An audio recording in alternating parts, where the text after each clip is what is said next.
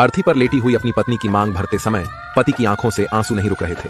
उन्हें ज्यादा रोता देखकर रिश्तेदारों ने उन्हें दूसरी तरफ भेज दिया। दोनों एक दूसरे से बहुत प्यार करते थे। पति अपनी पत्नी के बिना एक पल भी नहीं रह पाता था। दोनों ने साथ जीने मरने की कस्में खाई थीं, लेकिन आज पत्नी पति को अकेला छोड़कर जा चुकी थी। अब सभी पत्नी का शव श्मशान घाट लेकर जा रहे थे और जाते जाते पति अपनी पत्नी के साथ बिताए पलों को याद करके खूब रो रहा था और ये सोचने लगा कि मेरी पत्नी मेरे कदम से कदम मिलाकर साथ चलती थी और आज वह मुझे अकेला छोड़कर कैसे चली गई। उसके बिना मैं अकेला कैसे रहूंगा। पति पत्नी से कहता है, बेटी की शादी कर दी और बेटा भी दूर अपनी पत्नी के साथ रहता है। अब बताओ मैं किसके साथ रहूंगा। तुम्हें तो पता है ना कि मैं तुम्हारे बिना एक पल भी नहीं रह पाता।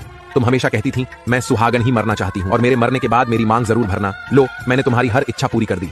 सोचते हुए पति अपनी पत्नी का चेहरा देखकर खूब रो रहा था। अचानक वह पत्नी के पास रोते रोते ठंडा सा पड़ गया और रोना भी बंद हो गया, क्योंकि पति की सांसें भी थम चुकी थीं। यह देखकर सभी लोग बहुत डर गए। तभी उनका बेटा उनके पास जाता है और कहता है, उठो पापा उठो। लेकिन जब 5 से 7 बार कहने पर भी नहीं उठे तो